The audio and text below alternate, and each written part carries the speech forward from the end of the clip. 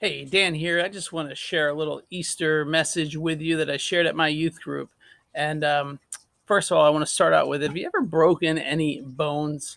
I mean, I'm sorry to say, but I've broken six bones. Yeah, six bones. It's not easy, it's not fun. But let me tell you what the worst part about breaking a bone, in my opinion, is it isn't the pain that you go through when you're launched off your bicycle or hit by a car.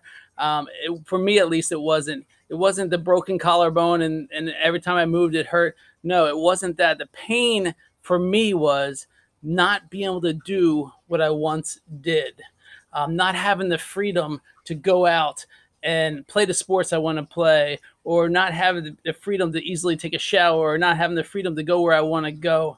Um, yeah, that's breaking a bone. And one of the interesting things about bones, if you didn't know this, is that where you actually break it, when it heals, it's stronger than it ever was before. Kind of interesting.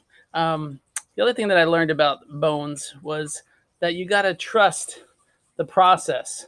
You got to trust that healing is going on, even though you can't see it through the cast, you can't see it through your flesh. You just got to trust that healing is happening, and then when the 4 or 5 or 6 weeks end, you're going to have a healed bone and a stronger bone. I share that with you because some of you may be able to relate on the whole feeling of what's going on. You may not have broken bones at a time like this, but you may have broken hopes, broken dreams. You are feeling trapped in your home, and you've lost the vacation that you had been planning on for months or years. The way that school was going to go with the school activities, the sports, um, the shows and all that has been all shot down the drain. Some of you maybe even had physical procedures that you needed done that have been put on hold because, well, we've all been told to stay at home except for essentials. Even the fun, simple things like seeing a movie that we've been looking forward to, like Black Widow or Wonder Woman, that has been postponed, put on hold. Um, yeah, is that wasted time? It sure seems like that we're stuck here. And I share that with you because 2,000 years or so ago, when we had the first Holy Week, that is the time when Christ came into Jerusalem on Palm Sunday and suffered and died on Good Friday and then rose on Easter Sunday. That's called Holy Week. And In that is a day that we don't hear much of. And I want to talk about that day. And it's the day in between the resurrection and the death. That would be what my daughter calls it, Sad Saturday. Yeah, Sad Saturday. And you know, if you look in the Gospels, the story accounts of the death and resurrection of Christ, you can find out what was written about Sad Saturday. And if you look in Luke, you'll actually find out that nothing is written in Luke, the Gospel of Luke. If you look in the Gospel of John, between the death and the resurrection, nothing is written about Sad Saturday. Not a popular topic. And then if you look in Mark, same thing, nothing written. In Matthew, actually, you will find a brief little account of some paranoid people that were scared that something was going to happen with the body, so they asked for more guards to be put up so the disciples don't steal the body. And that's all that we have for Sad Saturday.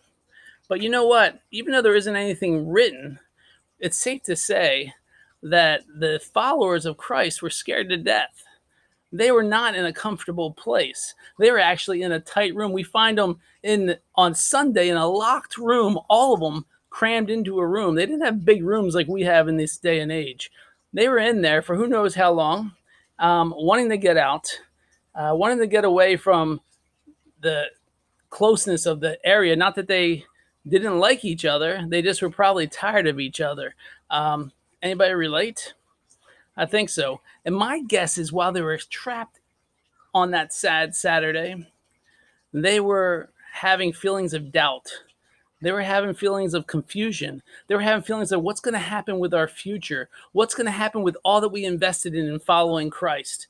What's going to happen with these dreams that we had, these expectations that all seem to be wiped out? What's going to happen with our actual lives? Are we going to even be able to live to see the future that we dreamed of?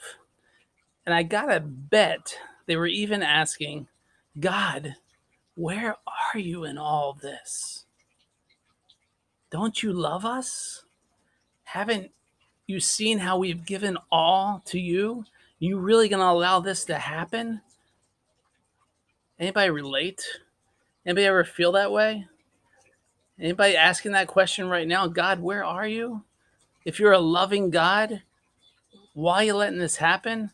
Let me say, God is a loving God, and we aren't going to always get his ways or what he allows to happen in this broken world of broken dreams and broken bones. Okay? He is doing something we don't realize, but he is. So I want to give you a couple truths. I shared this a ton of times in the youth group because I think these are life verses that we need to keep in mind when times get tough. And the first one is written specifically to Christians. And it's just for them. Sorry, but this is an incentive. If you don't know God, this is a good reason to give your life to Him for this. And let me just read you this passage. Actually, I printed it out so you can see it. I'm sure you've heard it before. And it says, "We know, we know that for those who love God, all things work together for the good." We know that for those who love God, all things, not just the things that have to do with God, but the brokenness in our life, the the ticket that we might have gotten, the broken down car, the lost job, the lost business, the lost schoolwork, the lost friendship, the lost marriage, all things work together for the good. That is of those that love God. And that's a promise that we can hold on to, just like the broken bone that is healing. Even though we can't see it, we got to trust it is happening. The next promise comes from the book of Timothy. The last one was from Romans. I didn't mention that. But the book of Timothy, and it says this.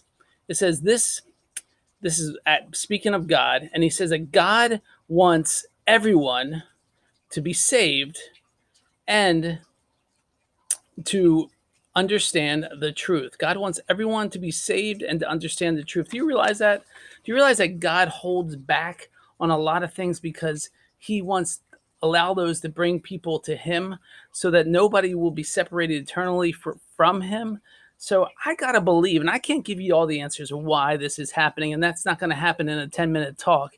But what I can tell you that is God is using this. He is raising up people in ways we never imagined. He's using technology, Zoom, in ways that's never been used. He is working all things together so more people will turn to him. And we know that in crisis, in hard times, in broken times, we turn to God in ways we don't normally when everything's all good. Let's be honest. We know that's the case.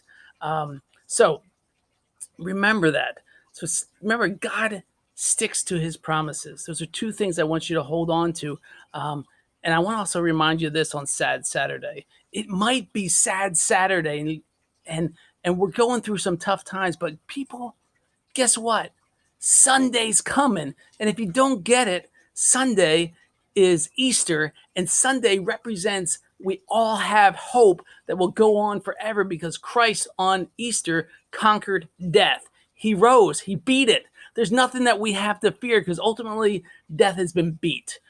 So we might go through some tough times, but he promises to go with us, and we got the promise of Sunday for whatever brokenness we're in that started with the pandemic or that may have already been pre-existing, which I know a lot of people have had plenty of hard things that they're already going through before this time.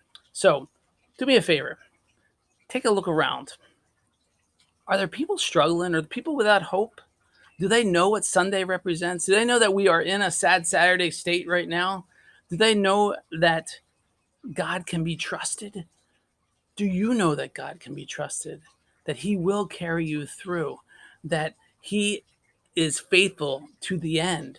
And he will use all this to bring people deeper in relationship to him, but also bring people that have never known God into a relationship with him. That is one of the amazing things that can happen in hard times. So hold on to that hope, because we got to trust, we got to believe that under the cast, under the wrapping, under it all, healing, God is working in ways we would never ever imagine, because before we know it, we're going to be free again. We're going to be out of that locked room. We're going to be in a place that we're stronger like that bone than we ever imagined, because we went through this time of brokenness.